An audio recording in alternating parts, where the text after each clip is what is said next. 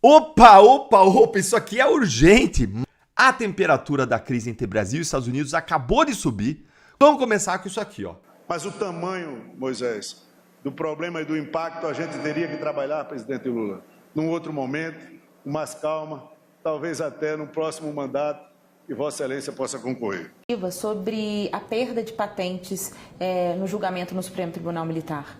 Bom, seria aqui uma ilação um tanto quanto complicada. Agora, é importante olhar o Estatuto dos Militares, que lá estão elencados, né, todas as questões que levam à perda de posto de patente. Elas estão muito ligadas aos crimes contra a honra, contra o pundonor militar, que é algo, né, meio assim, não dá para ficar explicando aqui da noite para o dia, né, contra, né, vamos dizer assim, aquilo que é o ethos da profissão militar, baseado em cima dos valores de lealdade, probidade, integridade, né? Então, eu vejo que o Supremo Tribunal Militar vai ter que se debruçar sobre isso. Não? Usar a liberdade de expressão para criticar o governo e criticar a decisão do STF, isso faz parte da democracia, né? Toda decisão da Suprema Corte é passível de crítica, é passível de colocar o dedo na ferida, sim, né? Por que não? Para cima do bem e do mal, o Supremo Tribunal Federal, eu não posso criticar a decisão do Supremo Tribunal Federal agora, né? E outra coisa, né? Quem aplicou a sanção não foi Eduardo Bolsonaro fora do Brasil, foi o Trump, né? Desde quando tem ligação entre o Trump e o Eduardo Bolsonaro? O Eduardo Bolsonaro tem o poder de convencer o Trump, o homem mais poderoso do mundo, a dar uma sanção ao presidente do Brasil e a Lei Magnitsky, né? É bom lembrar que o PT, a Dilma, o Lula, né, quando estava sendo condenado pelo processo do Petrolão, e a Dilma, quando foi impeachmentada, ela foi para fora do Brasil falar em foros internacionais abertamente contra os poderes constituídos do Brasil, né? Não foi coação ao custo do processo lá, e aqui é, né? Que isso, né? Que Brasil é esse? Que Brasil é esse? Agora vamos me pintar de bolsonarista. Estou longe de ser bolsonarista, eu sou garantista, eu respeito a lei e respeito o Estado Democrático de Direito. É inadmissível, e essa decisão do Alexandre de Moraes se colocando como vítima da postura do Eduardo Bolsonaro e decidindo em colocar o Eduardo Bolsonaro como réu, na minha opinião, é algo desarrazoado, ilegal, arbitrário, que coloca à luz e holofote as arbitrariedades muitas que ele está fazendo. Bolsonaro não foi preso na casa-prisão dele. Bolsonaro foi sequestrado. Vou explicar isso bem. No sábado, a imprensa andou noticiando que o Bolsonaro foi preso porque ia haver uma manifestação religiosa na porta da casa dele, onde ele está preso, manifestantes convocados por seu filho Flávio.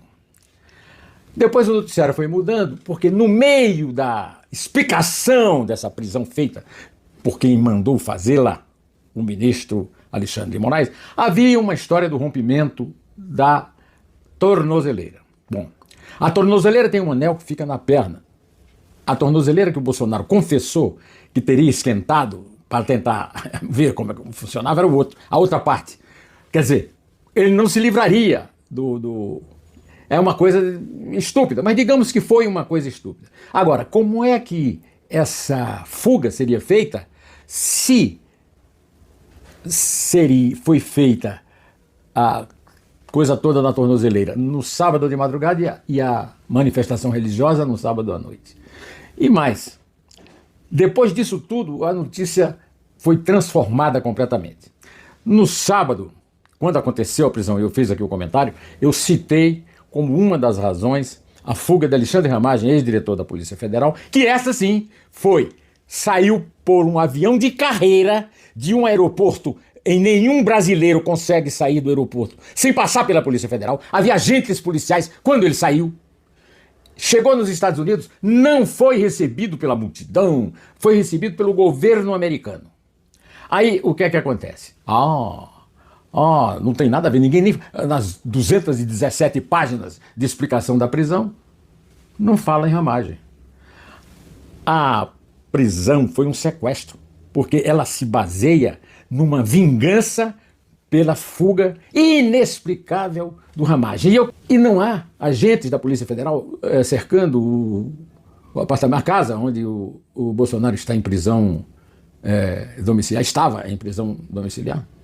Olha, essa história é muito esquisita, está cheia de truques e é impressionante como são publicadas ou divulgadas na televisão notícias que não têm base nenhuma em lei nenhuma. A Constituição, já foi rasgada faz tempo. Agora estão rasgando o próprio Código do Processo Penal de Vargas, do Estado Novo, no qual se baseiam para realizar este sequestro. E muita gente tem me perguntado como que os Estados Unidos, Paulo, você que está aí, que tem se esforçado tanto para que os Estados Unidos orientem a sua política externa em relação a isso, como os Estados Unidos têm reagido diante desses eventos e o que os americanos têm feito acerca dessas ações do pseudo-juiz Alexandre de Moraes, o chefe que controla a coleira do general Frajola. E é uma pergunta justa.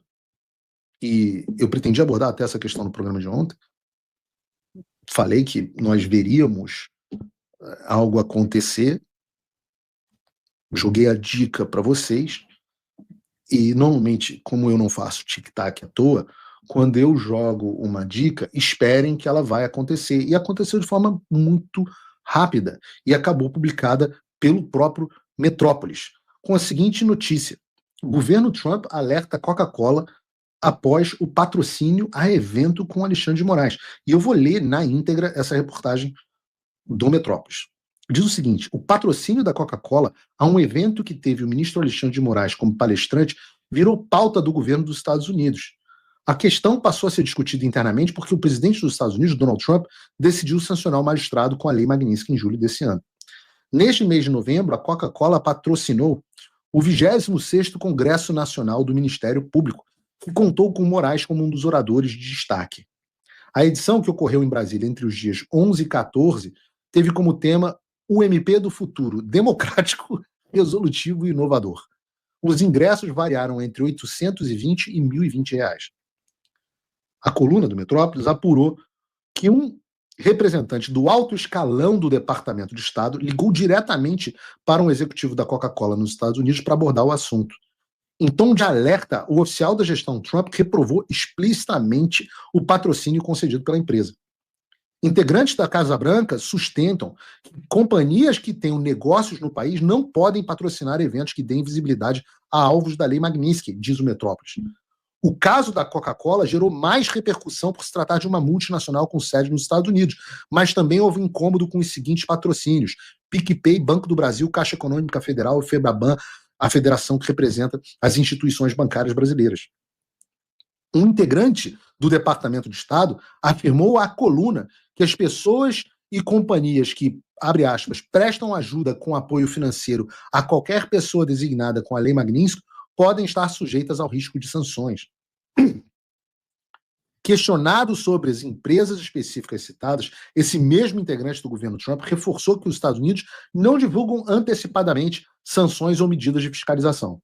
A coluna apurou, contudo, que Washington, prestem atenção nessa parte, a coluna apurou, contudo, que Washington adotará providências para aumentar o rigor da Lei Magnitsky no Brasil, uma vez que brechas foram detectadas. Continua ainda a reportagem do Metrópolis. Estados Unidos querem mais rigor na Lei Magnitsky. O Departamento de Estado atua para fazer com que empresas, sobretudo instituições financeiras e Big Tech, cumpram na íntegra as medidas estabelecidas pela sanção. Na prática, esse endurecimento causaria mais impactos a Alexandre de Moraes e sua esposa, a advogada Viviane Bart Moraes, também sancionada com a Lei Magnitsky. O casal perderia acesso a todos os serviços oferecidos por essas companhias. Diz o Metrópolis, não Paulo Figueiredo. O objetivo dos Estados Unidos é comunicar com clareza para evitar que essas companhias também sejam alvos de sanções secundárias sob a acusação de negligência. No caso da Coca-Cola, essa comunicação já foi feita de maneira informal com um telefonema em tom de alerta. Punições a empresas que descumprem a Lei Magnitsky costumam demorar a ser aplicadas a nível global. Vamos chegar aqui sobre isso. Atualmente, Washington tem sancionado companhias que descumpriram medidas impostas no ano de 2019. A Coca-Cola se manifesta. Procurada pela coluna nesta terça-feira, a Coca-Cola se manifestou no começo da noite por meio de nota. A Coca-Cola é parceira institucional da CONAMP há vários anos, assim como inúmeras outras empresas, apoiando o Congresso Nacional do Ministério Público, com o único objetivo de fomentar o diálogo sobre temas de interesse público e relevância social. A empresa não tem qualquer participação na definição da programação ou escolha dos palestrantes. Essas responsabilidades cabem exclusivamente aos organizadores do evento. No momento da confirmação do patrocínio institucional, na edição mais recente do Congresso, a empresa não foi informada sobre a lista de palestrantes. A empresa ou seus representantes não participaram do Congresso, nem tiveram qualquer envolvimento em seu desenvolvimento. Ah, rapaz. Filho feio não tem pai, né? Como eu disse aqui, que começaria a acontecer, né? Eu falei do comentário até do meu amigo Constantino, eu liguei para ele ontem, conversei com ele. Que a Magnitsky não pegou, que as tarifas acabaram ajudando o Lula, etc. Eu falo, calma, ejaculação precoce não. Falei que a lei Magnitsky ia acabar acontecendo. E depois de tomar um aviso dos Estados Unidos, uma ameaça, por que não? A Coca-Cola que patrocinou o evento com Alexandre de Moraes, não tem nada a ver com isso, pelo amor de Deus, não. Eu digo que eu avisei que isso aconteceria há 10 dias. Lembrem do meu post no X há 10 dias. Não é tirado do nada. O que eu dizia? Peguei este flyer do evento e falei, o governo para não dizerem que, Paulo, você muda toda hora, o que eu trago é o que acontece. Disse o seguinte, o governo dos Estados Unidos, especificamente o OFAC, não é tão ágil quanto gostaríamos na hora de aplicar as penalidades àqueles que violam as sanções. E estamos trabalhando também nesta direção. Mas, apesar de tardar, raramente eles falham. E o que eu disse? Já estão cientes disso aqui. Ora, como eu poderia saber disso, na verdade? É o meu tic-tac. E o meu tic-tac não demorou, de ontem, não demorou nem 72 horas para começar a acontecer. Porque são os primeiros resultados após a tomada das ações aqui nos Estados Unidos, depois que o governo reabriu. Mas eu posso dizer que não serão os últimos que vocês verão. Nós teremos mais novidades sobre o assunto das sanções. E como eu disse no X também, o mal do malandro, eu sou carioca, né? Então, carioca se acha malandrão. Carioca cresce no ambiente da malandragem. O problema é que a gente também aprende que o mal do malandro é achar que todo mundo é otário. Isso vale para os bancos do Brasil. O setor bancário. Vocês acham que escaparam só com isso que vocês fizeram? Vocês são malandros. Caramba! Pô, é que os russos não são malandros igual os bancos brasileiros. Não tinham pensado nessa grande ideia que os brasileiros tiveram para fugir das sanções. Os iranianos não são malandros. Os chineses, rapaz, chinês quase não faz malandragem, né? Os chineses, poxa, o sistema financeiro mais desenvolvido do mundo depois dos Estados Unidos, não tiveram essa ideia brilhante que vocês tiveram, rapaz. Os ministros dos Supremos Tribunais do Irã não pensaram nessa possibilidade de fazer uma decisão dizendo que não podia cumprir a lei Magnitsky. Todo mundo, malandro mesmo, são os bancos brasileiros, é o Supremo Tribunal Federal. E a turma da ejaculação precoce, a lei Magnitsky não pegou no Brasil, foi avacalhada. Desculpa, queridos. Vocês parecem crianças. Parecem meninos. De achar que uma coisa dessa gravidade acontece do dia para a noite e de achar que o governo americano vai deixar para lá o descumprimento de sanção.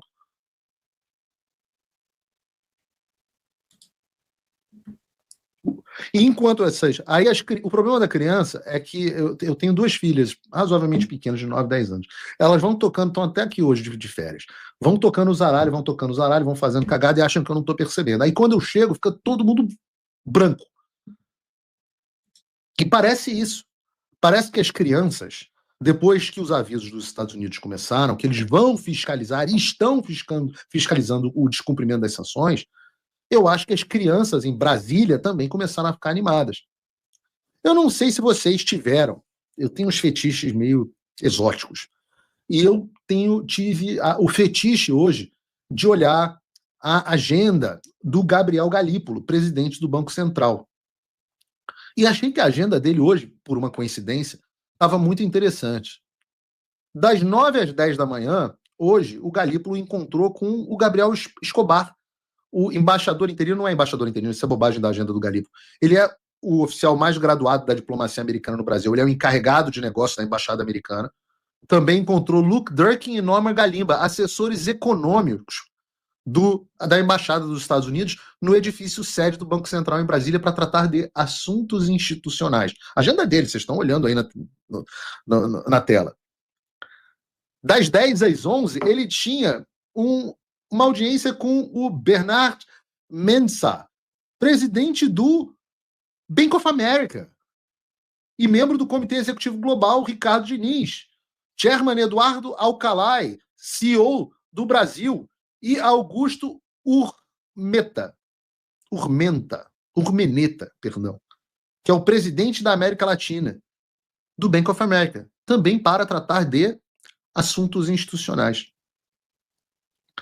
De 11 a meio-dia, o presidente do Banco Central teve reunião com o Marcelo Guimarães Tandioni, presidente da Mastercard, e Jamila Maluf Guedes, assistente a General Counsel, assistente. A General Counsel é a advocacia interna da empresa, justamente do setor regulatório, para tratar de assuntos institucionais. À tarde, agora, deve estar ali, ele está tendo audiência com o Danilo Aleixo Cafaro, executivo dos serviços financeiros da PicPay. Bruno, me faz um favor, a gente volta para a agenda.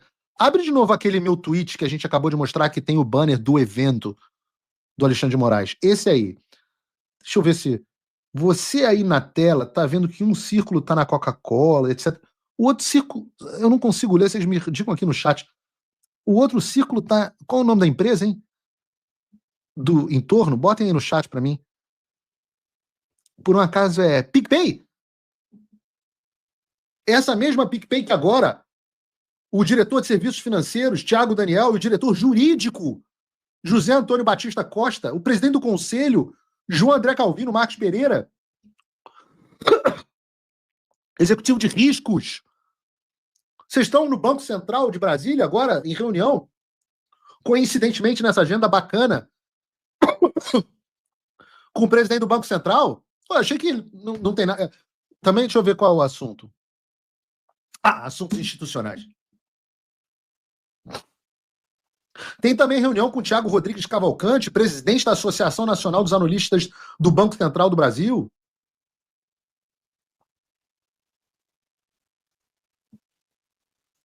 Que agendas bacanas.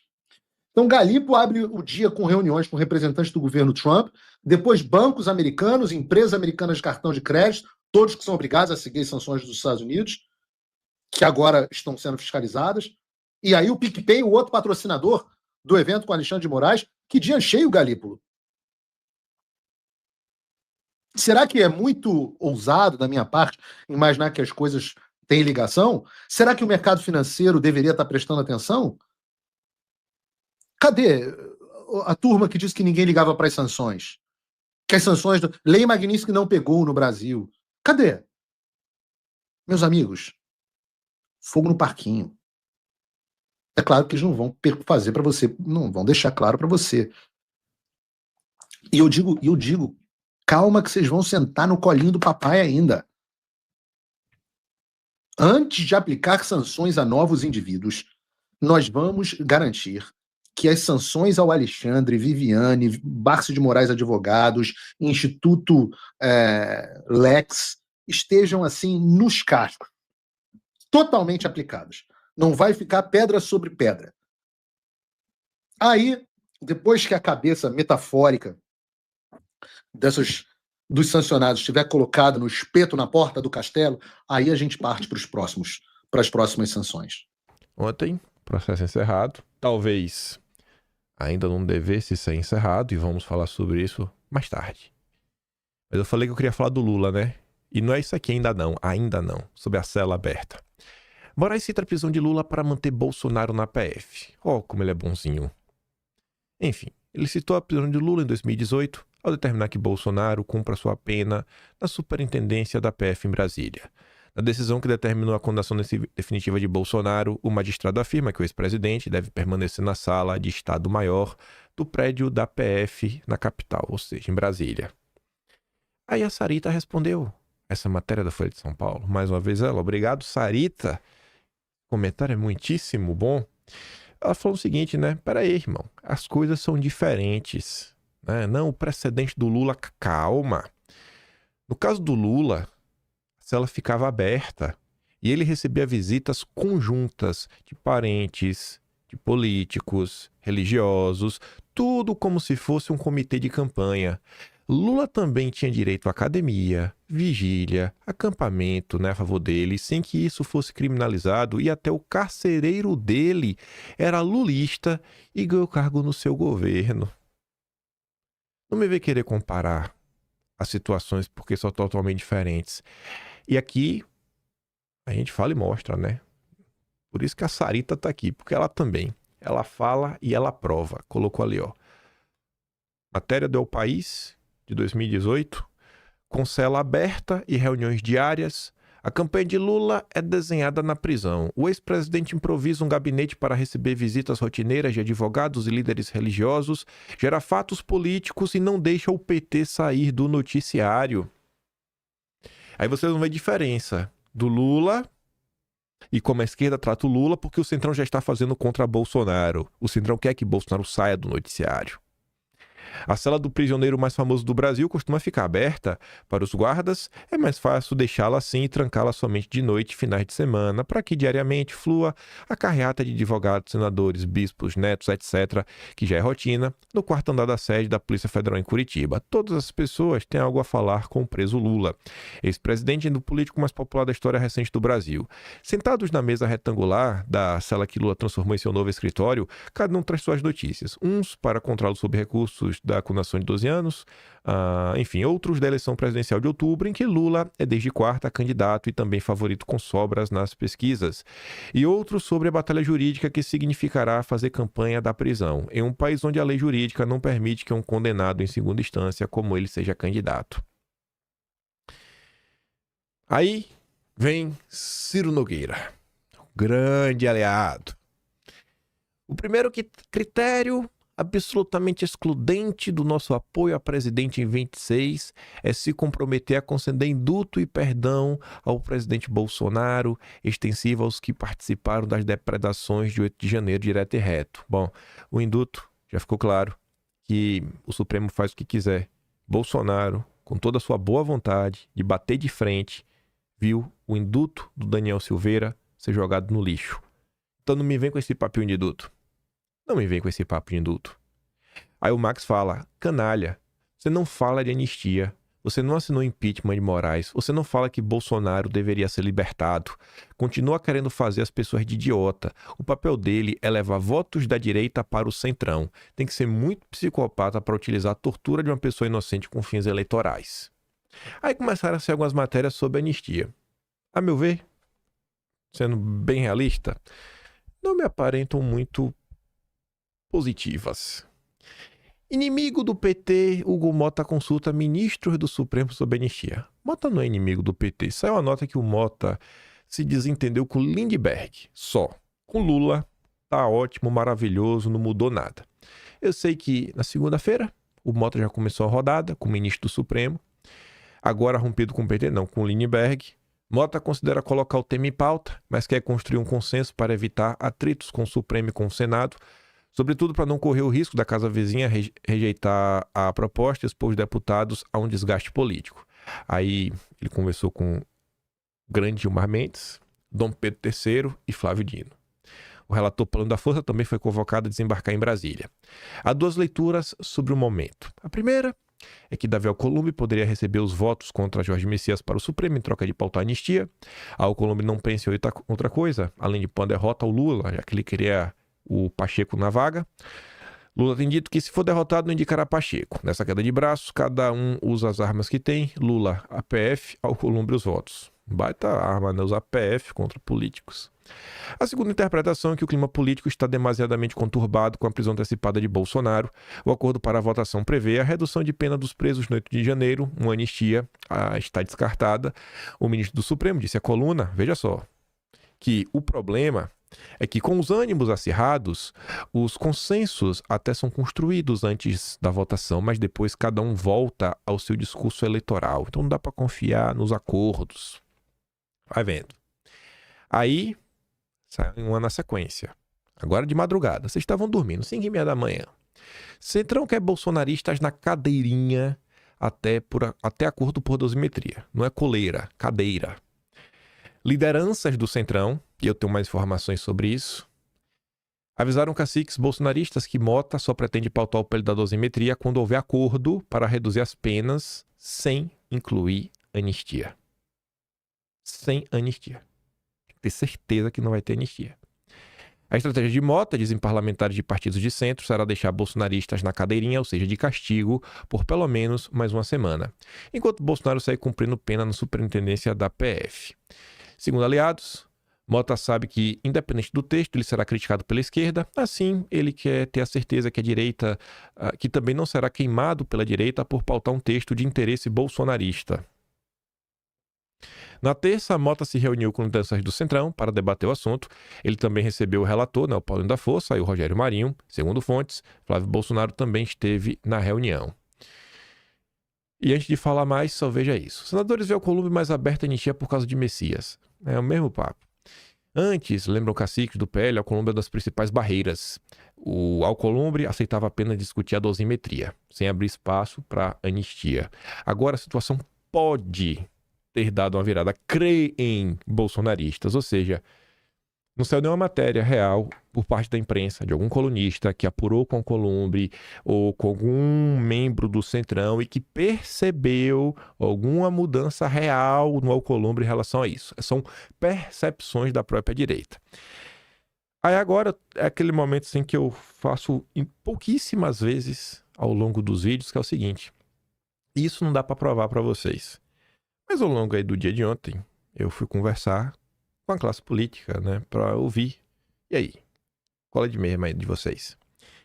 E o que eu vi foi o seguinte: alguns acho que estão tão desesperados que acho que estavam acreditando na própria mentira, porque eu vi muita boa vontade ao falar, não nenhuma safadeza, mas o papo é o seguinte: o próprio Kassab chegou a ligar para algumas pessoas ontem, da direita, e a opinião do Kassab vem sendo compartilhada pelo Ciro Nogueira, pelo Rueda e pelo Marcos Pereira do Republicanos, e eles estão falando o seguinte: olha, nesse primeiro momento, falas dos caciques do Centrão, vamos passar só a dosimetria, até porque o próprio Bolsonaro disse, né, para deixar ele de fora, vamos soltar o povo e tudo mais.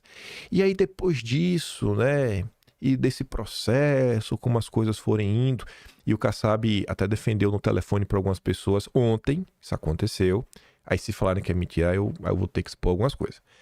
Aí o Kassab falou, inclusive, que é momento aí de decidir. Ele até citou a possibilidade, o Flávio, pode ser até o Flávio, mas tem que decidir logo agora o candidato e tentar ir construindo esse consenso. E com a mudança assim de clima, conforme for dando uma pacificada, a gente tenta falar com o Supremo pra gente reduzir aí, né, a questão de Bolsonaro e mandar ele pra casa. Ele falou isso com todas as letras, em nenhum momento citou anistia. E aí existe uma percepção que não tem o que fazer, que é jogo perdido. Então, o melhor que pode se obter no futuro aí é Bolsonaro ficar preso em casa. E aí, quem sabe, lá na frente, quem sabe assim, aí tem um clima político, uma mudança aí nos climas do Brasil, quem sabe até um indulto, né? Eles aceitem pro Bolsonaro passar mais de um ano preso. Isso tá rolando aí. E a turma, uma parte aí tá comprando, viu? Uma parte tá comprando essa ideia. Não, esse é mesmo, e aí vai. Enfim, se vierem falar que é mentira, aí eu mostro que é verdade. Só pra avisar. Então não venham encher meu saco, não venham me ligar aí de madrugada, nem mais tarde, não vou atender ninguém. Só queria ouvir, dê minha opinião também, vida que segue. Carlos Bolsonaro aqui, ele faz um comentário. Isso aqui eu acho bem importante. É aquele tipo de comentário que pra mim, assim, pra mim não. Dá pra comprovar. Meio que passa despercebido na rede social. Você pega ali, ó, 43 mil visualizações. Outros comentários do Carlos ao longo do dia de ontem, ele postou uns vídeos dele comentando com o jornalismo, pega muito mais engajamento. Só que isso daqui, gente, é tipo esse tweet aqui da Sarita, que você faz aquele contraponto pra mostrar, cara, olha só, com Lula o tratamento é outro, não é o tratamento com Bolsonaro.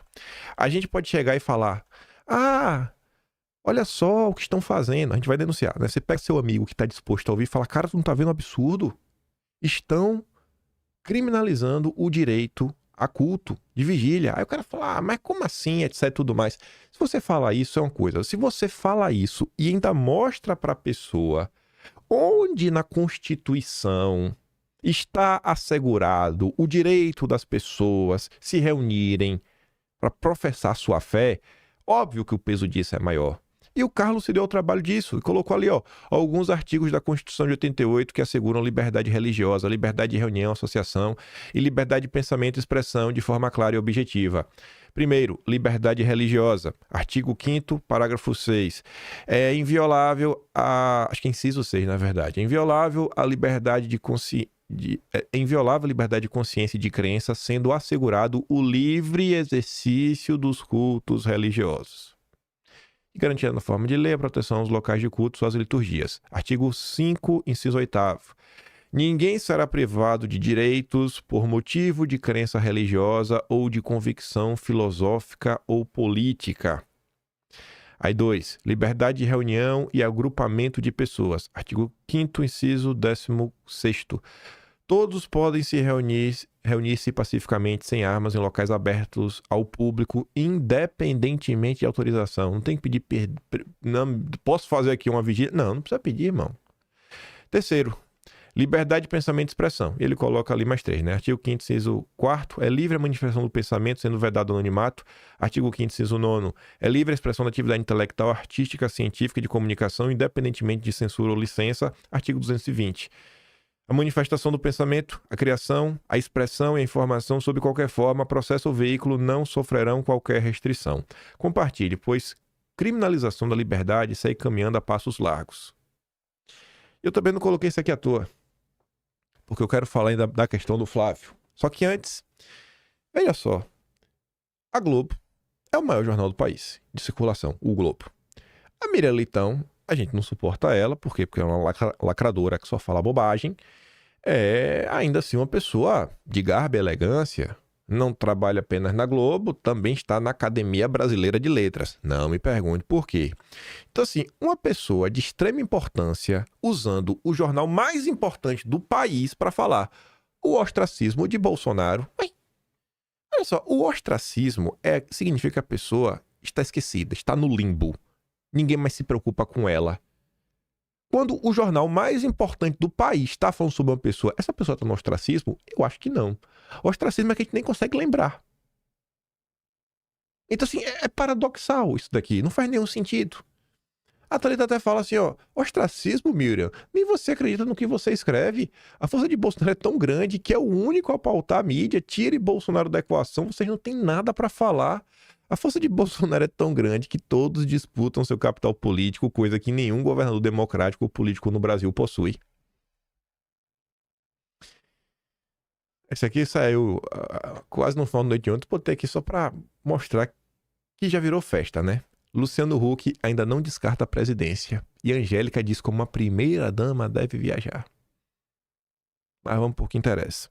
Eu tinha colocado também o tweet ali do Carlos, porque ontem a Mônica Bergamo falou sem nenhum pudor, como se isso aqui fosse algo normal, sobre a situação do Flávio Bolsonaro agora. 30 segundinhos, 29 na verdade.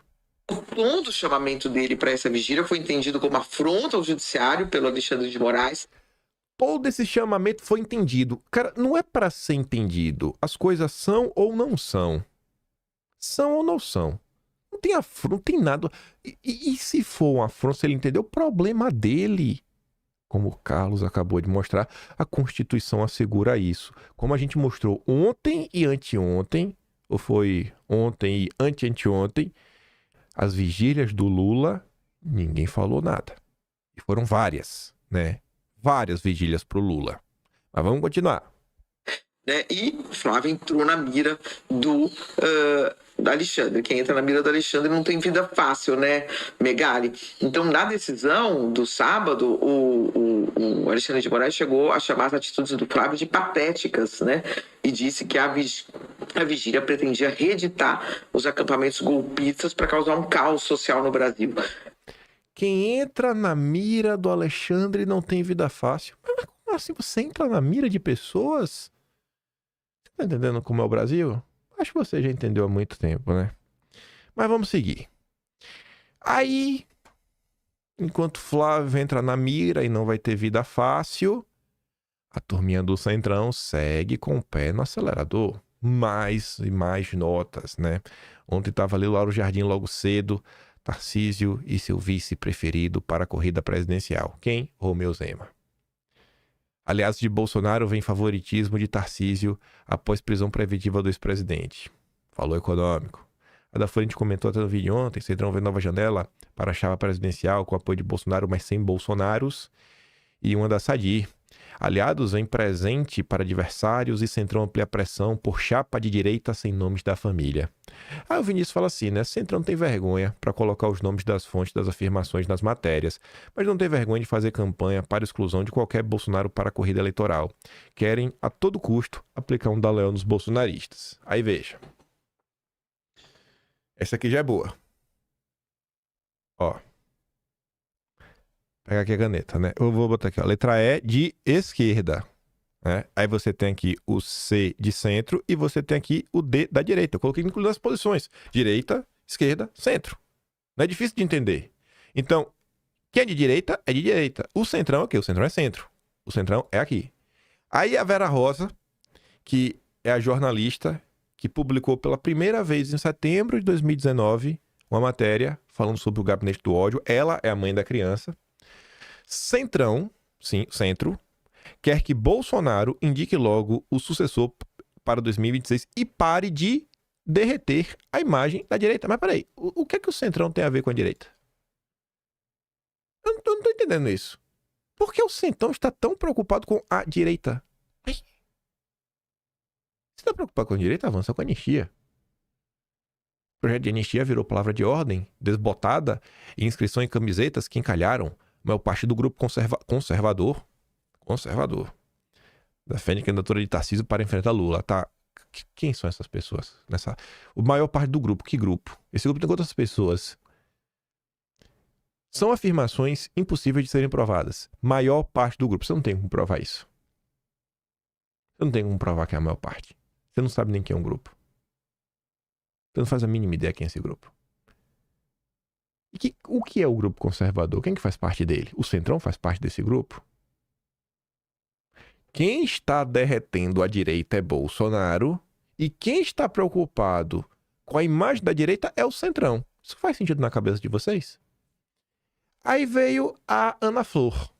A matéria é muito interessante. Não mais do que as falas do Thomas Trauman, que vem na sequência. E que talvez não só melhor do que a da Débora, da CNN, que vem depois. Mas o Vinícius fala, né? O Centrão tem pressa e quer que Bolsonaro passe logo o bastão. Mas não pode ser para Eduardo, nem para o Flávio, nem para o Carlos e nenhum outro com sobrenome Bolsonaro. Cada vez mais, né? O certo é que Jair é refém do Centrão e das elites. Vamos ouvir. Que o Centrão está muito impaciente com a demora de Bolsonaro de passar o bastão. A gente pode compreender a estratégia da família. Quanto antes Bolsonaro escolher alguém, e se for fora do seu círculo familiar, que não tem o nome Bolsonaro, ainda mais, quanto antes ele fizer isso, antes ele se esvazia politicamente. Vai ficar dependendo da bondade, aprovação de uma anistia. Por outro lado, o que o Centrão quer é tocar e ter tempo para uma grande campanha para especialmente a presidência, escolher um nome. E hoje o que a gente vê em alguns candidatos é que eles estão se movimentando sem contar mais com o apoio de Bolsonaro. Bolsonaro tem um capital que pode ser decisivo para levar alguém para o segundo turno, mas quanto mais ele demora para fazer essas definições, mais o círculo político da centro-direita vai se movimentar sem ele. Por mais que ele tente segurar o processo, que ele converse com Flávio, com Michele Bolsonaro, para tentar dar diretrizes, não é a mesma coisa. Então a gente tende a ver todo um processo político eleitoral no ano que vem muito mais esvaziado de Bolsonaro, com essa direita em especial caminhando mais sozinha. E quem serão os candidatos? Isso ainda ainda é uma grande dúvida, claro, isso vai se definir a partir de agora com mais rapidez. Bolsonaro, querendo ou não, terá sim mais rapidez nessa definição. Quanto à anistia, é algo... Olha esse pedaço aqui. Definir a partir de agora com mais rapidez. Bolsonaro, querendo ou não, terá sim mais rapidez nessa definição. Agora vai ter que decidir mais rápido, né? Tá preso, né? A pressão está aumentando. Isso não é à toa. Isso daqui não é à toa. E veja, essa fala é às 22h16. Agora que o Bolsonaro tá preso, né? É uma pressão a mais. E agora ele tem que decidir com mais rápido. Isso não é à toa. Quanto à anistia, é algo que perdeu muita força. É claro que para Bolsonaro é essencial aprovar esse projeto, para o PL, para a família, mas perdeu força. O Congresso está quase em recesso e Bolsonaro tende a não ver isso aprovado, porque também teria toda uma complicação jurídica, enfim, que seria muito difícil de ele conseguir tirar um benefício de algo aprovado às pressas do Congresso. Tá bom. Aí, 9 horas antes, às 1h17, aqui foi 22h16, né? Basicamente 9 horas antes. 9 horas antes. Sarita perdeu o tempo dela, né? Sofreu aí para ouvir o Thomas Trauma. Trauma apurou, com fonte no Supremo, né? Opa, aqui é o Trauma. Ah, que Trauma? Não, o ex-ministro da Dilma e ex-assessor do Palocci. Ah, você quer o Trauma petista! Que Bolsonaro deve passar o Natal e Ano Novo na PF ou na Papudinha, ou seja, vai continuar em regime fechado. Essa é a chamada. Mas a parte mais importante de todo esse vídeo, como bem disse ali a Sarita, percebam o final da fala, e é basicamente os últimos 15 segundos. A construção toda é importante, mas os últimos 15 segundos é a cereja do bolo, que é o que Ana Flor vai repetir depois. Que mais do que nunca, Bolsonaro agora está sob pressão para escolher logo. Só que o Trauma ainda vai além e explica por causa dessa pressão, né? Ela fala assim, ó, a situação psicológica muda e força o ex-presidente a definir logo o candidato que ele vai apoiar. Os caras nem disfarçam, é tortura em troca de transferência de apoio político. Vamos torturar Bolsonaro, pra gente assim conseguir extorquí-lo e tomar os votos. Vamos ouvir o Thomas Trauma. Eu acho que você colocou num ponto principal, que para mim é o medo conhecido, público, que o ex-presidente Bolsonaro tem da prisão. Né? O tempo todo era, ok, eu não posso ser preso. Lembra que assim, ele falava, eu posso morrer, mas não posso ser preso. Assim, ser preso sempre foi uma questão para o ex-presidente. E depois da condenação, a grande tese da defesa, quer dizer, fora aí o que a política estava fazendo, mas a defesa era tentar fazer com que quanto mais rápido pudesse ser que a pena do ex-presidente pudesse ser cumprida em casa. Isso acabou. Né? Se antes essa era uma possibilidade que todo mundo estava meio que conversada, olha, vai passar uma semana, 8 dias, 9 dias e tal, e depois será transferido para casa, porque em função da questão da saúde dele, hoje, juridicamente falando, apenas assim, ó, ele é um detento que estava sob prisão domiciliar e que tentou romper a sua tornozeleira para fugir. Portanto, ele é um condenado sob risco de fuga. Nesse caso, não existe motivo para uma boa vontade do ministro relator e mandá-lo para casa. Então, eu acho que assim, se antes a ideia era uma semana vai resolver, hoje, assim, eu conversando também no Supremo, assim, Natal, Ano Novo vai ser passado ou na Superintendência da Polícia Federal ou na Papudinha, né? Ou seja, você vai continuar em regime fechado. E talvez mais tempo.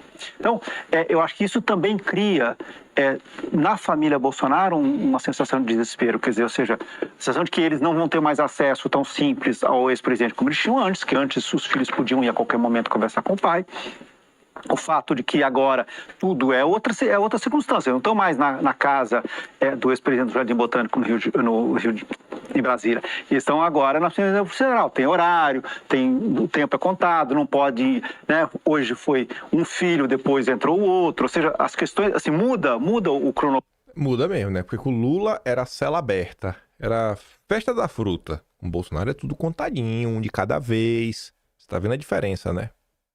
Muda o acesso que eles podem ter. Os políticos vão ter que pedir acesso formal ao ministro Moraes, e isso vai ser indicado no cronograma que ele entender, e provavelmente vão ser em horários separados também. Então, eu acho que assim, a circunstância até pessoal do ex-presidente hoje, ela é muito mais restrita, e obviamente isso cria também uma pressão psicológica para ele decidir de uma vez qual é o caminho que ele vai ter, se é um caminho via um candidato da família ou um candidato do Centrão. Cria uma pressão psicológica para ele escolher. E agora vai depender de tudo. Não, você tem que registrar, você tem que pedir para ver, e vai ser tudo na vontade de Dom Pedro III. Nessa aberta. Tá achando que é o Lula? Tá achando que é o Lula que vai fazer campanha da cadeia? Tá louco, Aqui é tortura, irmão. Aí essa fala, pra você ver, né? Como o negócio é coordenado. Esse é o verdadeiro gabinete do ódio, coordenado. Vem o trauma, a Ana Flor repete, a Vera Rosa reafirma e cola junto a Débora lá na CNN. Eu também não teria prestado atenção, né? Por isso que é bom você ler o que as pessoas postam, né? Porque se todo mundo acha alguma coisa interessante, aí você vai pegando um pedaço daqui, um pedaço da cola e fala, rapaz, vocês juntaram um quebra-cabeça, né? A função é só colocar as peças no quebra-cabeça. O Clark já colocou outro recorte falando assim, prestem atenção nesse vídeo, escutem todo e vejam o comentário da Débora, jornalista do consórcio. Ela disse que o processo foi célere, correu de forma surpreendente, que o processo difere de muitos, não se perdeu nos calhamaços do Supremo. Ela disse que o consórcio PT Supremo foi vitorioso e que tudo isso foi feito unicamente para não tensionar as eleições de 26. Aí você vai ver que não é para tensionar as eleições de 26 por conta do Lula. Não.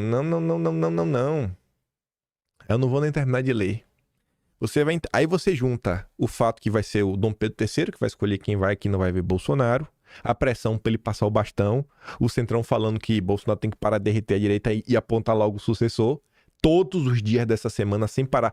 Tem mais de 10 dias seguidos que todo dia querem que Bolsonaro passe o bastão. Agora escute isso aqui. Cadê? 2026 já começou e começou com tudo, mesmo estando a meses ainda do 1º de janeiro de 2026 e mais ainda do 4 de outubro de 2026, dia do primeiro turno da eleição presidencial do ano que vem. Começou com tudo e começou faz tempo, né, Yuri Pita? Olha, é interessante a gente entender esse início de cumprimento de pena, a conclusão, ou seja, o trânsito em julgado dessa ação da trama golpista do Núcleo 1, o início do cumprimento de pena em novembro de 2025, porque era uma preocupação muito grande da Justiça, do Supremo Tribunal Federal, que esse processo acabasse entrando em 2026, e era tudo que a Justiça não queria. O Supremo Tribunal Federal queria evitar a contaminação eleitoral, né, da eleição por esse fator, por esse processo. Então, a gente viu que foi, de fato, e aí não é opinião, é fato, que foi um processo bastante célere. Foi um processo célere que cumpriu absolutamente todos os passos regimentais, mas foi célere. Não ficou perdido lá na pilha de processos. Então, deu certo a estratégia, foi vitoriosa a estratégia do Supremo Tribunal Federal de conseguir a conclusão desse processo ainda em 2025. E aí, e por que isso é importante? Primeiro, para tentar, de alguma maneira, destensionar o ano de 2026, que é o ano da eleição, como você disse, primeiro turno 4 de outubro. E aí, permitir que a direita, ou enfim, a oposição, ou quem quer que seja, consiga ter uma clareza para escolher os nomes.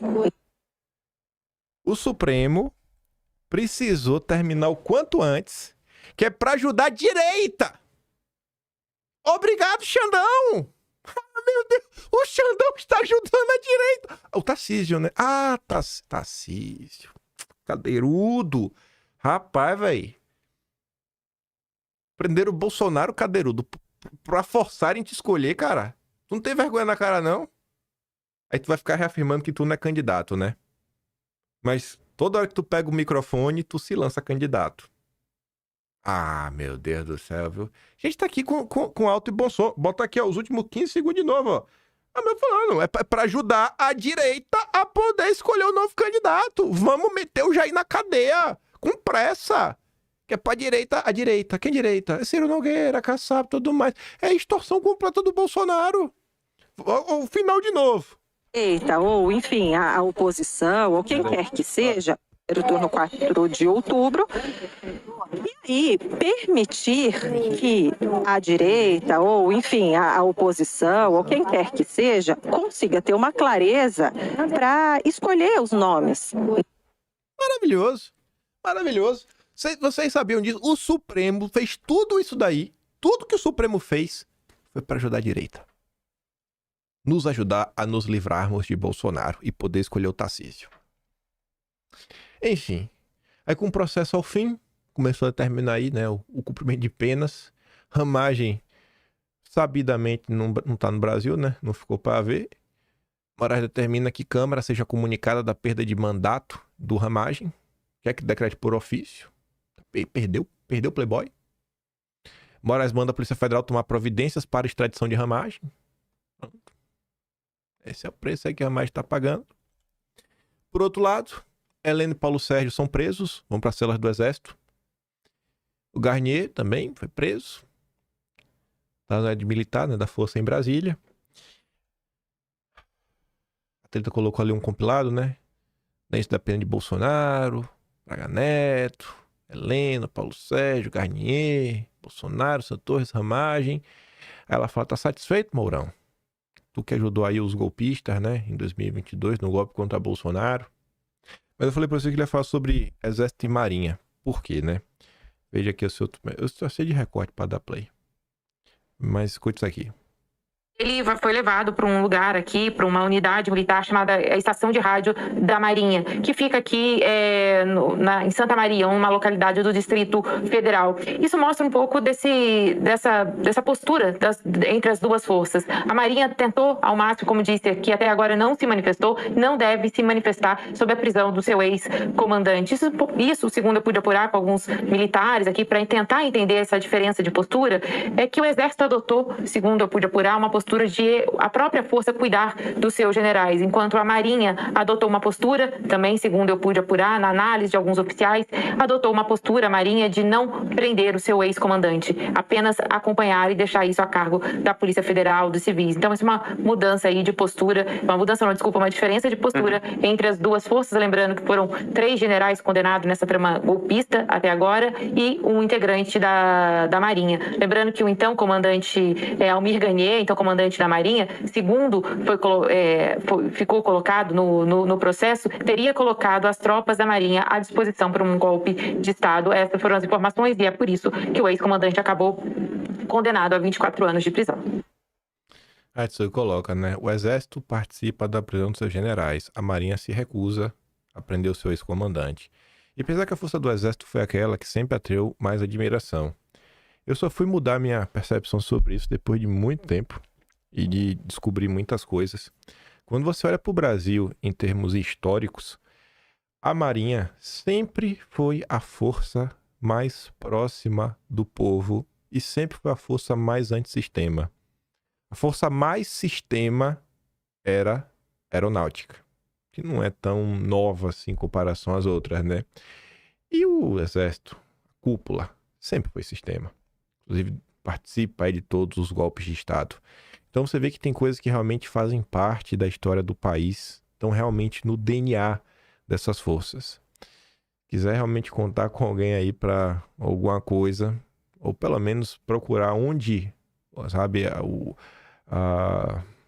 o clamor do povo ecoa com mais força, com certeza é na Marinha. Tem coisas que passam-se séculos, décadas e nada muda. Aí vem lá o novo chefe das forças, né, que é o ministro da Defesa, Múcio. As instituições estão todas preservadas, né? E depois diz que foi doloroso o processo, mas é o ciclo da vida. E Atsuki diz, né? Tudo em nome de um objetivo. Tudo em nome da preservação das instituições e das estruturas estabelecidas. Ou seja, tudo em nome do sistema. Tudo em nome de uma fachada cuidadosamente mantida. E então ele diz que é o ciclo da vida. É o que é. O típico jargão com verniz de maturidade, e nós assistimos, embasbacados, o vazio dessas palavras. Aí depois vem o o grande Gilmar Mendes. Ele comenta a prisão de Bolsonaro. Brasil vive um momento de normalidade.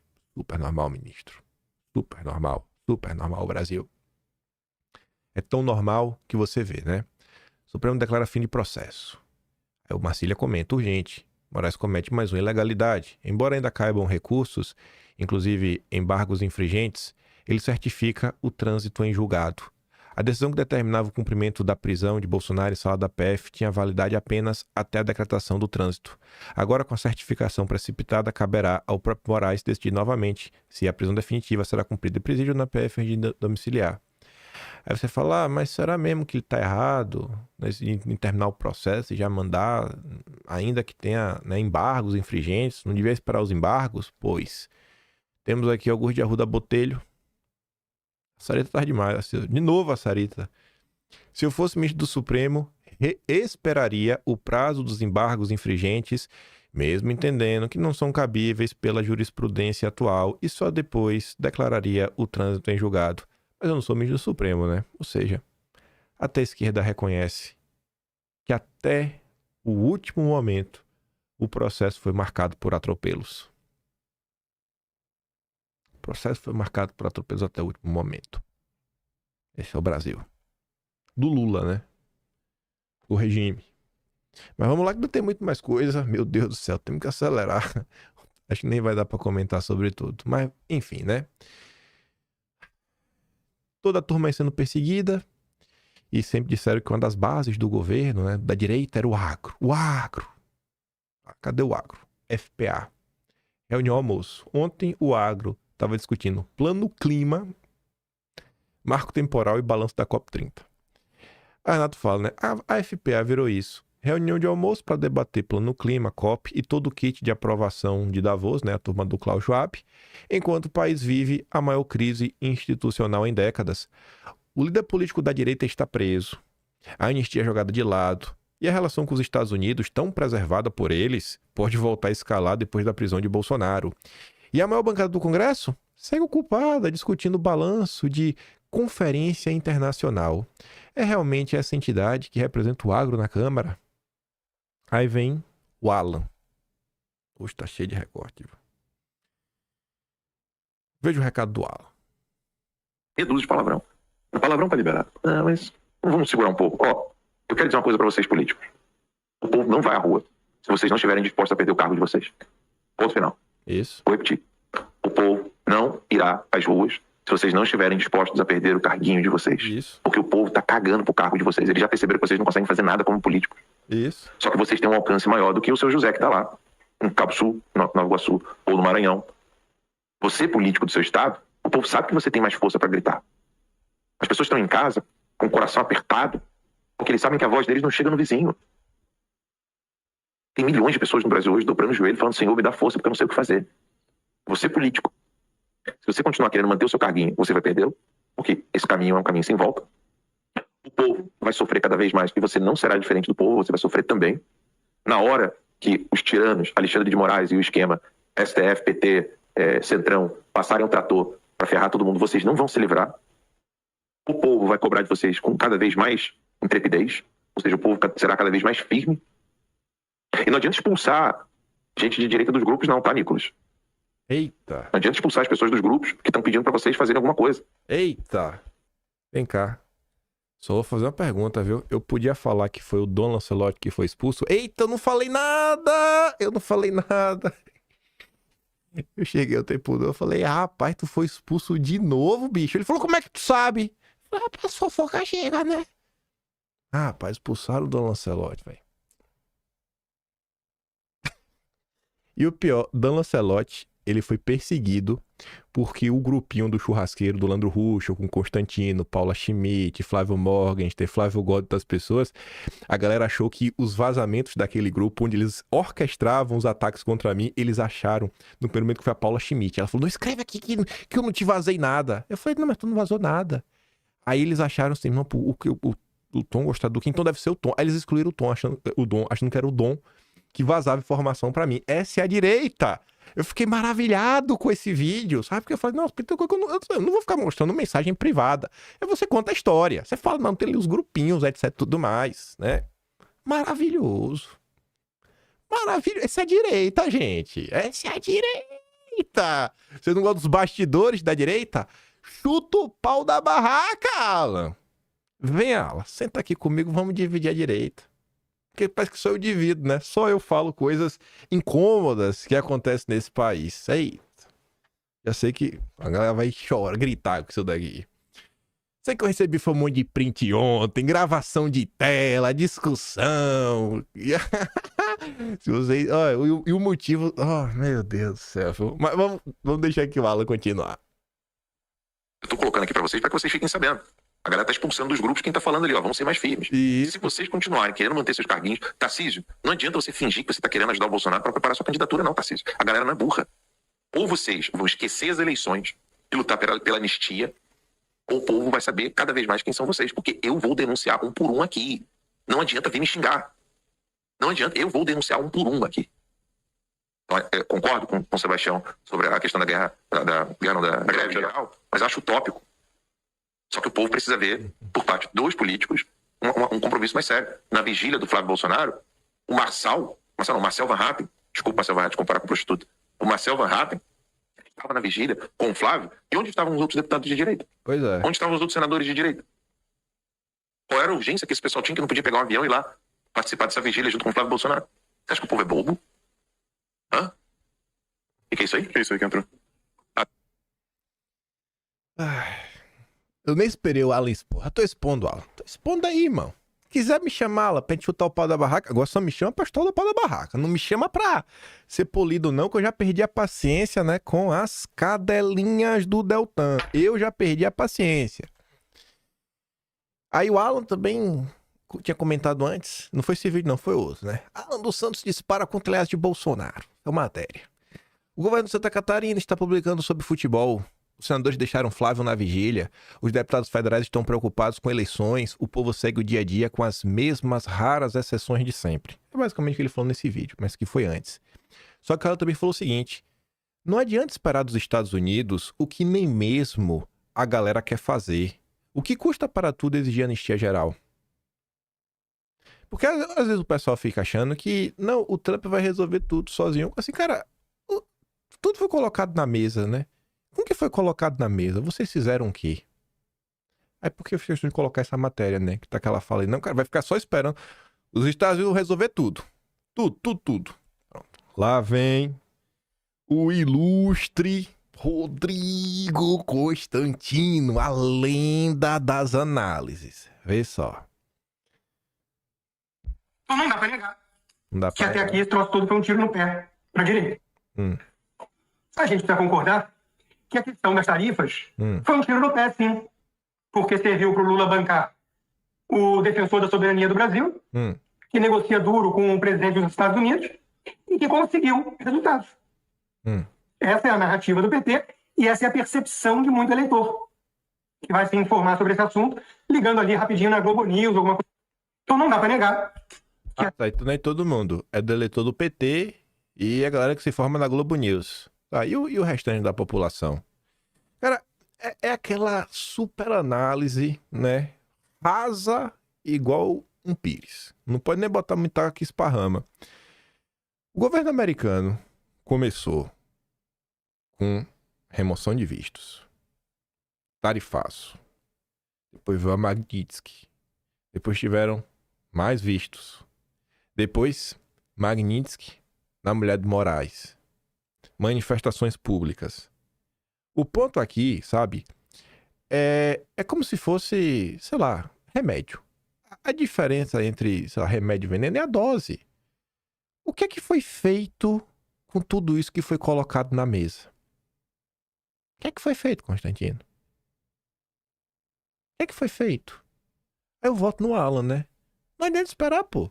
Que nem mesmo a galera quer fazer. O que é que foi feito?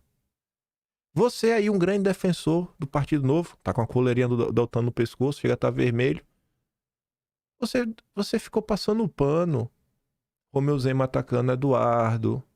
Mais de uma vez. Mentindo, inclusive, sobre a questão das tarifas.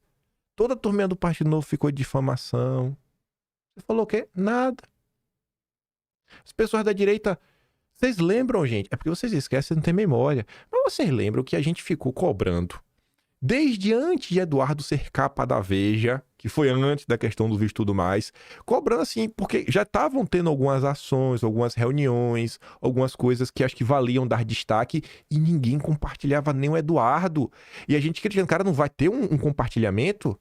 Vocês lembram que chegou até gerar, na época, uma briga, né, entre Eduardo e Nicolas, que os caras falaram que o Paulo Figueiredo falava, pô, Nicolas, se tu puder aí compartilhar, cara, eu fico muito feliz, sabe? Um RT aí, acho que nem ia cair o dedo. Vocês lembram? Então, assim, existia uma certa espiral do silêncio em torno das questões, junto com as próprias pessoas da dita direita, desinformando sobre o tema. Aí depois ela fica... Como assim, véi?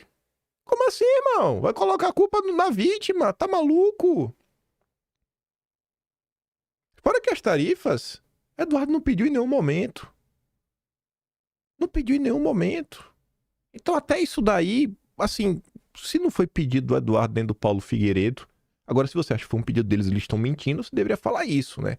Paulo Figueiredo e Eduardo são dois mentirosos, foram eles que pediram as tarifas. Aí você vai lá e fala que eles estão mentindo. Então assim, isso é algo que não tá nem na nossa mão. Mas, volta ao ponto principal, o que é que foi feito em relação a isso? O que é que a classe política fez? Quais movimentações foram lá encher o saco da classe empresarial? Você, Constantino, seu irmão, deixou o cargo em agosto de 2024 como CFO da XP. Você pediu pro seu irmão, cara? Ele ainda é conselheiro da XP, né? Senta no board. Nomes em inglês bonitos, ganha muito dinheiro, muito mais rico do que você e toda a minha família juntas. Você pediu pra ele? Pra pedir junto? Pô, fala lá, Bruninho. Pra Faria Lima? Bruno é o nome do irmão do Constantino. Vamos lá. Não, né? Inclusive... eu estou te perturbando porque eu pretendo falar mais coisas. Inclusive, o Constantino devia explicar, né? Mostrar que ele não se dobra pra ninguém, porque a XP foi o banco que mais vendeu CDB do Banco Master. Ô, irmão. Teu irmão só deixou de ser CFO em agosto, né? Pô, cadê a brabeza pra apontar o dedo na cara da família? Tu não é o brabo? Tu não gosta de me difamar? Tu não gosta de me difamar? Tu não adora? Calma que eu vou te mostrar a última do Constantino contra mim. Guardei para no instante. Aí o Paulo Figueiredo fala, né? Eu sou carioca e aprendi desde cedo que os problemas do malandro é achar que todo mundo é otário. As empresas brasileiras acharam que eram elas, as malandras, que escapariam da Magnitsky e o governo americano era otário. Veremos muito em breve quem é quem. Seguimos trabalhando. E aí saiu ontem, né? Governo Trump alerta a Coca-Cola após patrocínio a evento com Dom Pedro. O patrocínio da Coca-Cola, um evento, né? Virou pauta no governo. Obviamente, Eduardo e Paulo Figueiredo foram lá falar. A questão passou a ser discutida internamente porque o presidente dos Estados Unidos, Trump, decidiu sancionar um magistrado com a Magnitsky. Neste mês de novembro, a Coca-Cola patrocinou o 26º Congresso Nacional do Ministério Público, que contou com Moraes como um dos oradores de destaque. A coluna apurou que um representante do alto escalão do Departamento de Estado ligou diretamente para um executivo da Coca-Cola nos Estados Unidos para abordar o assunto. Em tom de alerta, o oficial da gestão Trump reprovou explicitamente o patrocínio concedido pela empresa. E assim, o cara que atendeu, imagina, o governo americano te ligando, eu falei, meu Deus do céu, o que é que eu fiz? Eu vou ter que vai ser preso, né? Porque tu recebeu a ligação do governo, não quer coisa boa.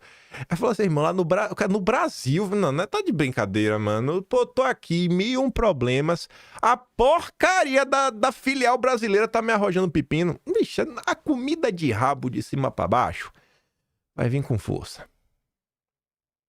Integrantes da Casa Branca sustentam que companhias que têm negócios, né, não podem patrocinar eventos com violadores de direitos humanos, ou seja, a gente é sancionado pela Magnitsky. O caso da Coca-Cola gerou mais repercussão por se tratar de uma multinacional com sede nos Estados Unidos, mas também houve incômodo com os patrocínios de PicPay, Banco do Brasil, Caixa e Febraban. Um dos integrantes do Departamento de Estado afirmou à coluna que pessoas e companhias que prestam ajuda com apoio financeiro a qualquer pessoa designada com a Magnitsky podem estar sujeitas ao risco de sanções. Questionado sobre as empresas específicas citadas, até mesmo integrantes do governo Trump reforçou que os Estados Unidos não divulgam antecipadamente sanções ou medidas de fiscalização. A coluna apurou, contudo, que Washington adotará providências para aumentar o rigor da Magnitsky no Brasil, uma vez que brechas foram detectadas. O Departamento de Estado atua para fazer com que empresas, sobretudo instituições financeiras e Big Techs, cumpram na íntegra a Magnitsky. O objetivo dos Estados Unidos é comunicar com clareza para evitar que essas companhias também sejam alvos de sanções secundárias sob acusação de negligência, no caso da Coca-Cola. Essa comunicação já foi feita de maneira informal, com o telefonema em tom de alerta. Punições a empresas que descumprem a Magnitsky costumam demorar. Atualmente, Washington tem sancionado companhias que descumpriram medidas impostas em 2019. Demora, mas chega. Mas acho que não vai demorar tanto, não. E aí o Paulo Capelli foi atrás da Coca-Cola, que já se manifestou, mandou uma nota para a coluna e termina falando assim, ó, olha, no momento da confirmação do patrocínio, sabe, a Coca-Cola não sabia dos palestrantes, né, a empresa, seus representantes não participaram do congresso, nem tiveram qualquer informação, ó, a gente não sabia, eu não sabia de nada. Já tiraram o corpo fora, a ligação deve ter chegado rápido. Aí voltando... Então as coisas tem que se defender, né? Não pode deixar o pessoal falando sozinho. Aí o covarde... Covarde por quê? Porque quando você não fala de uma pessoa nominalmente, você é um covarde. Aí veja a sequência de coisas que ele vai imputando à minha pessoa. Vamos ver. Então, no Brasil é complicado, gente. Tá.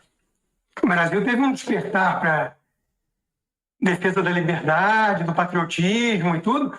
muito recente. Inclusive o seu, né, Constantino? Já que você defendeu as teses do gabinete do ódio. Você acordou depois de todo mundo. Você é um exemplo claro do que você está falando. Já vamos começar aqui a te rebater. Falta base intelectual, massa crítica. Dentro da própria dita direita tem um bando de gente que não sabe nem o que fala. Não sabe o que fala, não. Que fica defendendo Putin. Pronto. Defendendo Putin. Quem que vocês conhecem, gente, que defende o vagabundo do Putin? Vocês conhecem alguém? Conhece alguém? E fica só de indiretinha. Não é homem. Não é homem pra falar. Aí fica acusando, é o duguinista, é o caçabista. Vocês conseguem compreender? Quando eu tenho algo contra alguém, eu falo nominalmente. Eu falo, fulano fez isso. E eu mostro pra vocês o que eu estou criticando. Esse vagabundo, o Constantino é um vagabundo? Ele defende o Putin. Vocês já me viram defender o Putin em algum lugar? Vocês acham que isso é uma crítica? O cara inventa uma mentira sobre mim. E o objetivo central é o quê? É criar um espantalho para que as pessoas tenham medo. Pessoas que ainda não me conhecem tenham medo de vir ouvir. O que esse cara tem a falar? Já acha que você, né, é o Satanás na Terra. Mas ele vai continuar. E atacando... tudo que é mercado financeiro, junto com um banco master, quer dizer, é jogar o bebê fora junto com a água suja do banho. Eu sou um crítico mesmo do mercado financeiro. Bando de pilantra. Alguns grupos do mercado financeiro são orcrins. O mercado financeiro é um problema. E quando eu falo isso, eu falo inclusive em termos históricos. Sabe? Acho que eu fui a única pessoa que se dá até o trabalho de fazer assim um organograma de onde vem, né? De onde veio, por exemplo, sei lá, o Banco Itaú. De onde veio? Quem é o patriarca disso? A que ele se conecta? Por que eu sou contra? Como essas instituições se uniram? Sabe? Eu fui a única pessoa da direita, com o mínimo de boa vontade, sabe? Que resolveu ir na Biblioteca Nacional por ela mesma, resolveu ir no Arquivo Nacional por ela mesma, resolveu ler livros e se questionar sobre 64. E eu cheguei na conclusão que é diferente, inclusive, da esquerda e da direita. Sabe, eu não acho que foi para derrotar o comunismo, eu também não acho que foi um golpe para proteger o Brasil, contra os comunistas iam salvar o Brasil. Não tem nada a ver nenhuma coisa nem outra. Nem uma coisa nem outra. E eu depois vou explicando, inclusive com dados, fontes, pessoas que inclusive participaram, porque foi um golpe, de todo o arcabouço que foi construído depois de 64. O que o Melo Flores fez, o Campos Neto, Bulhões, dou o grande exemplo aí do caso do Nióbio brasileiro, mas isso não interessa. Aí você tem que criar um espantalho. Ainda tem que fazer isso com indiretinha. Então, assim, o mercado financeiro é um câncer pro Brasil. O mercado financeiro brasileiro é um câncer. A maior parte das pessoas do mercado financeiro não querem nada. Nada. E normalmente quando eu critico, eu mostro por quê. Eu aponto. Eu não tô pegando o sardinha. Eu tô pegando gente que é dono de asset. Pô, quando eu critico uma pessoa como o Ricardo Bré não é o médico que tem ali 200, 300 mil reais para investir. O Ricardo Bré é dono da Nord Investimentos, que administra 9 bilhões de reais. Sabe?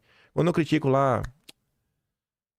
quando a menina, Rafaela Vitória, eu tô falando da economista-chefe do Banco Inter. Então, se eu pego pessoas que representam esse setor e que são aplaudidos por tantos outros. Eu não tenho rabo preso com o mercado financeiro. Eu não trabalhei no mercado financeiro. Eu não tô nem aí pro mercado financeiro. Agora, para de ficar difamando, irmão. Dá na lata. Agora, tu vai e tu mostra. Fala aqui, gente, ó.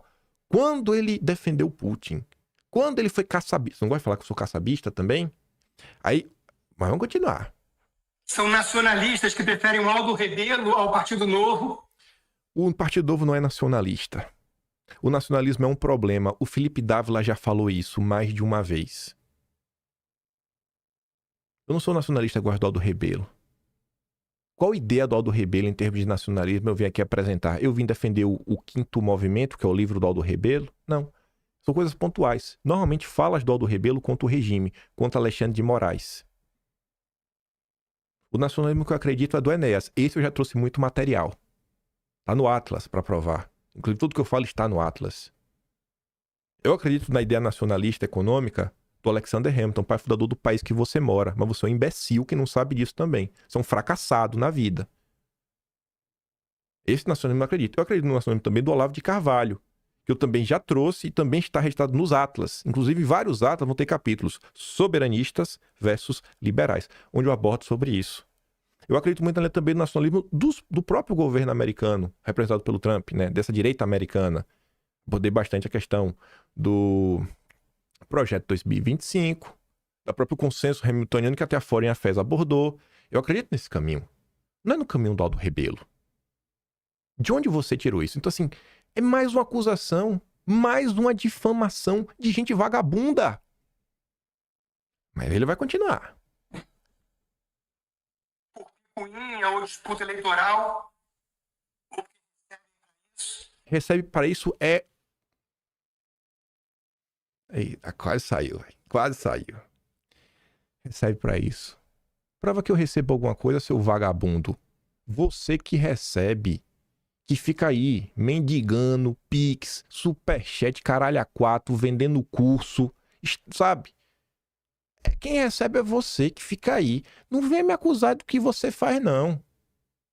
Eu já fui convidado por toda essa turminha da direita a participar de 1000 coisas. Inclusive, o último projeto que me chamaram, eu falei, eu não vou participar porque o Constantino está nele. Era uma ideia que vocês tinham aí de juntar canais e fazer uma mega toda. Eu falei, Constantino, eu nem quero... Eu não sei nem se eu ia participar, mas o fato de você estar, cara, eu não queria estar. O seu dinheiro é sujo. Eu quero estar distante de qualquer coisa que envolva dinheiro e você. Eu quero distância, sabe? Esse sou eu. Isso é a direita. Acusação de receber dinheiro. Agora prove. Acuse e prove. Porque esse tipo de acusação é acusação quem faz Alexandre de Moraes. Para perseguir pessoas. Você vê o nível da coisa? Eu aqui eu aponto o que eu critico. E o que eu discordo. E eu mostro. Eu mostro. Do outro lado, a pessoa quer te incriminar. Recebe dinheiro. De quem? De quem que eu recebo?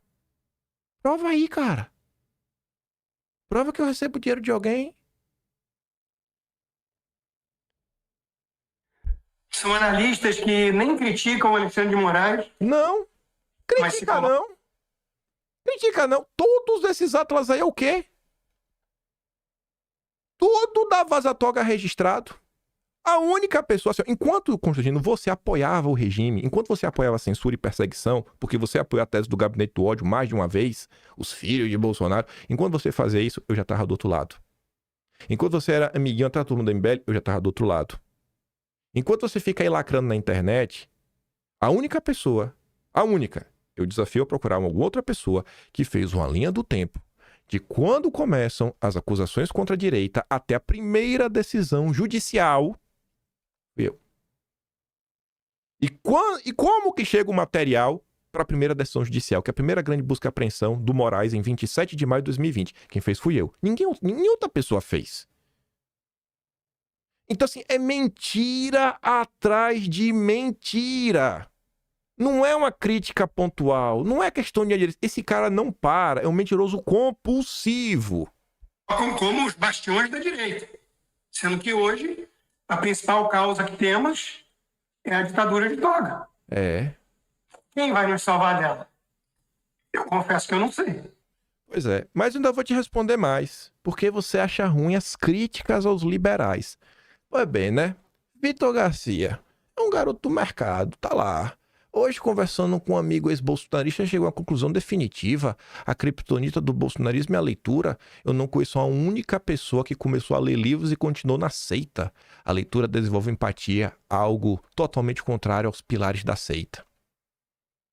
Aí você pega aqui o The Investor junto com Pedro Cerise. Pedro Cerise aí que era um tubarão da bolsa, tinha uma fatia aí do Porto Seguro, tava no conselho, mas não tá mais, né? Por que será, né, Cerise? Por que o Cerise não está mais onde estava, né? Tarcísio rejeita a vice da família Bolsonaro e defende Zema como vice, né? Aí o Pedro Cerise diz, ó, não pode estar escrito Bolsonaro na urna, são milhões de votos de rejeição gratuita e quem já é moderado não quer votar no Lula. É o mercado financeiro. Eu tenho que apoiar isso daqui, é? Porque são liberais? Lucas de Grassi, piloto de Fórmula E, um liberal. Não me espanta não querer Bolsonaro, me espanta escolher o Lula. Qualquer ser minimamente racional e bem intencionado não quer nenhum dos dois. Quando eu falo pra vocês, né, liberalismo você curte. O Thiago Reis é dono da Suno. Suno não é uma empresa pequena. Sou a favor de uma reforma previdenciária ácida, algo como 20% de redução de todas as aposentadorias. Então, você, tia do Zap, tio do churrasco, que está aposentado, que me segue, você sabe, eu sou totalmente qualquer revisão de gasto. Se a gente não atacar primeiro os salários, os super salários do judiciário, começando pelo Supremo. Eu sou a favor disso.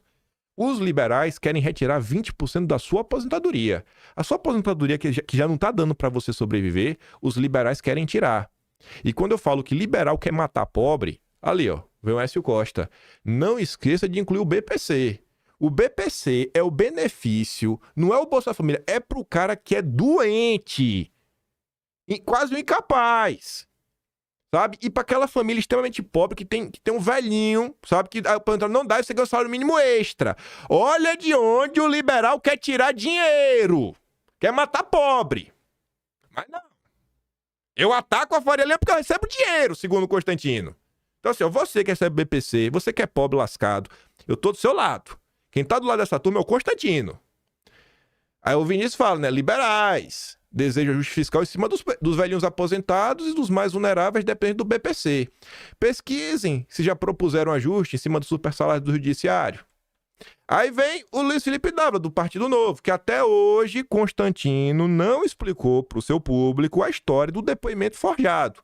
Explica, Constantino, passa pano, fala lá por que forjar um depoimento é certo. Não, e ficou no passado. Explica.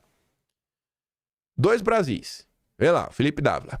O que a sociedade precisa fazer para reverter o jogo? Primeiro, não aceitar o populismo, de esquerda ou de direita, como mal menor entre as alternativas existentes. O Felipe Dávila, que rejeita a direita nacionalista, ele deixa isso claro. Deixa claro que não tem espaço para o bolsonarismo. Ele, obviamente, está falando do bolsonarismo. O caminho para salvar o Brasil rejeita o bolsonarismo. Ele é do Partido Novo. E depois ele fala outro caminho que tem que ser feito para salvar o Brasil: mobilizar pessoas e recursos para apoiar candidatos comprometidos com as reformas duras. Ó a reforma dura, ó. Tirar a tua aposentadoria. Cancelar o BPC. Aí vem a Simone Tebet. Ela pede ajuda ao mercado para convencer o Congresso a reduzir gastos. Imagina qual gasto que o mercado vai convencer. O mercado, né? O mercado vai cortar na carne, é? Enquanto quer cortar o gasto, não quer cortar imposto. A arrecadação bate recorde histórico para outubro e supera 2,3 trilhões no ano. E o dinheiro não está suficiente. Eles tiram tudo o que tu tem e ainda querem agora cortar teu salário. Aí vem o Galípolo, que os liberais da direita te prometeram que o Lula ia colocar para derrubar a Selic na canetada. Eu falei, vocês estão loucos, Galípolo é um cara dos bancos. E o Galípolo defendeu a fixação da taxa básica de juros atualmente em 15% ao ano para conter a pressão inflacionária. Aí o Tatu Ntoku faz um comentário irônico.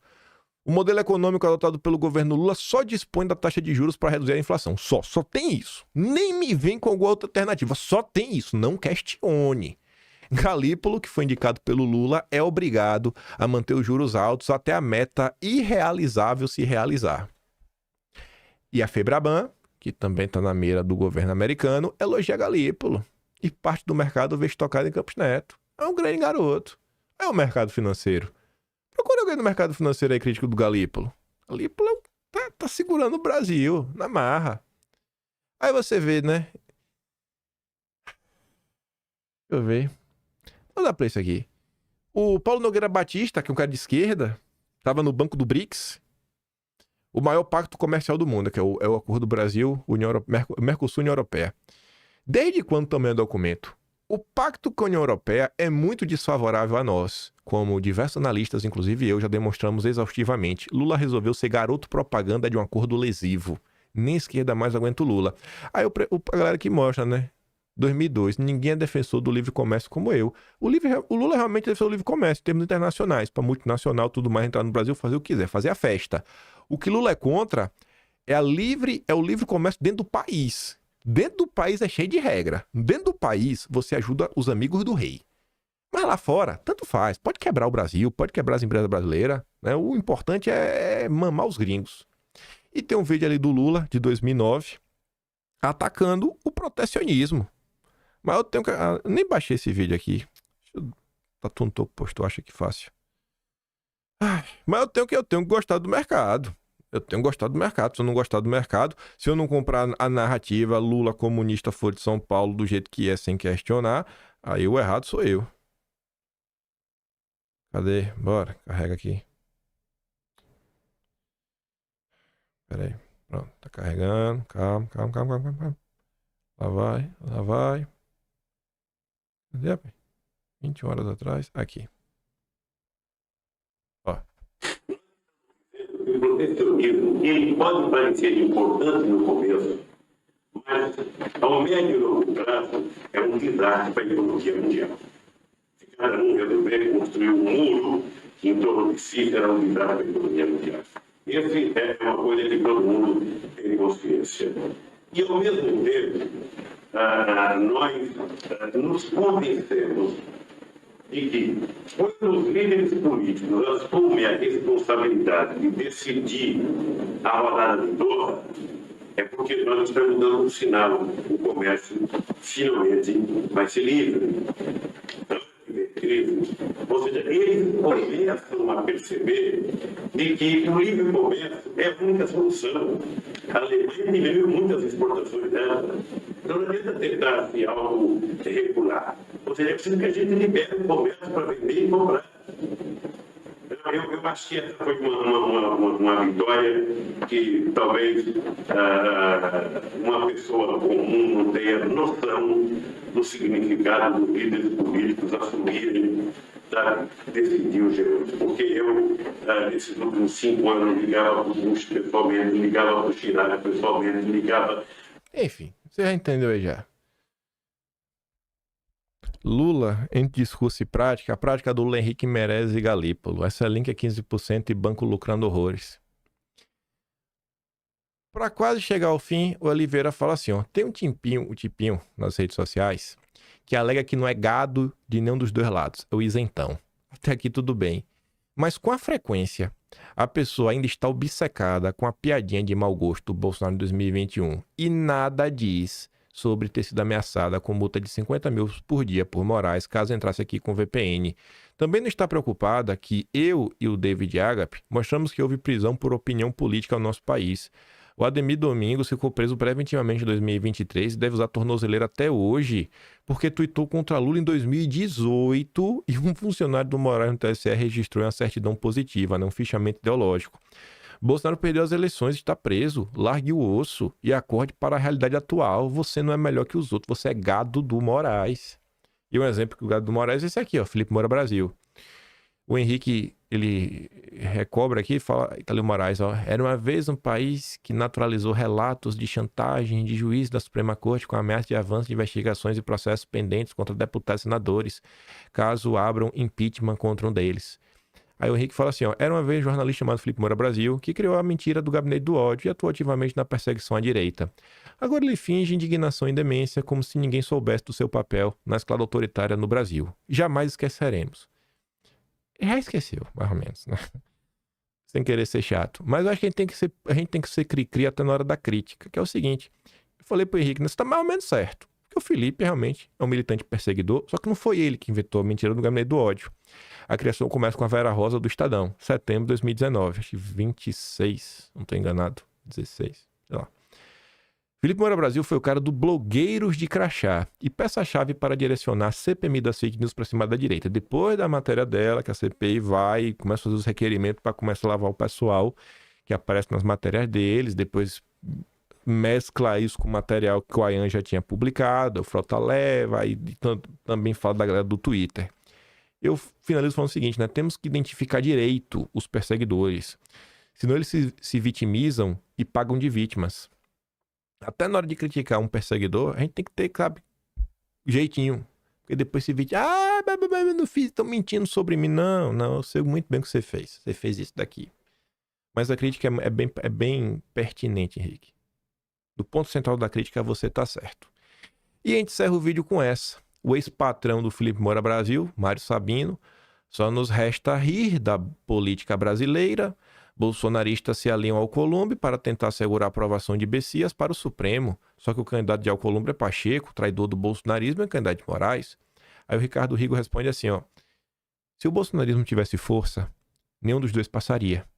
Infelizmente, não temos números suficientes ainda. Então ler se aliam a Davi não tem nexo na realidade. E esse é o ódio que inclusive essa turma do consórcio tem das redes sociais. São ser desmentidos. Eles estavam acostumados a falarem e todo mundo bater palmas. Turminha que já trabalhou até junto na Veja um dia, né? Ai, aí. Um cidadão comum, Rodrigo, mostra, irmão, se a gente tivesse números, porque depende de números, vocês vão ver se passava Pacheco ou Messias ou quem quer que seja. Vocês iam ver se ia passar. Enfim. Respondi o que ia responder. E assim, são dias e dias que o Constantino fica. Aí se junta com o Chiquinho. Ah, meu filho. Na boa, Constantino, segue tua vida aí, cara. Para de encher o saco. Eu fui de boa hoje. Se tu continuar, irmão, enchendo o saco, aí tu já sabe, eu vou ter que pegar aquela coisa, eu vou fazer aquele resgate de todas as safadezas que tu já aprontou, jogar na cara como eu fiz lá atrás, depois tu fica se vitimizando. Então, na boa, entuba, fica quietinho, bota o rabo entre as pernas, pede desculpa e para de me difamar. Quando tu quiser reclamar, tu reclama de algo que eu realmente disse. Tu reclama de algo que eu realmente defendi. Tu não inventa. Tu não inventa. E não vem falar que tu não tava falando de mim. Tu não inventa, cara. Fala, me cita e bota o recorte do meu vídeo. Eu não vou dar strike nem... Tu vai lá e bota, e tu reclama. Para de me difamar. Eu não sou nenhum palhaço. Vai ficar aqui calado só apanhando de graça. Eu fico por aqui. Se gosta do meu trabalho, quiser ajudar um pouco mais, você já sabe, né? Tá membro, valeu, tudo mais. Tem o Atlas Brasileiro, onde vamos registrar tudo que tá acontecendo. Diferente do Constantino, que só faz lançar curso bocó. Aquele grande beijo e abraço. Vejo vocês amanhã. Tamo juntos. Valeu, meus amigos. Fui.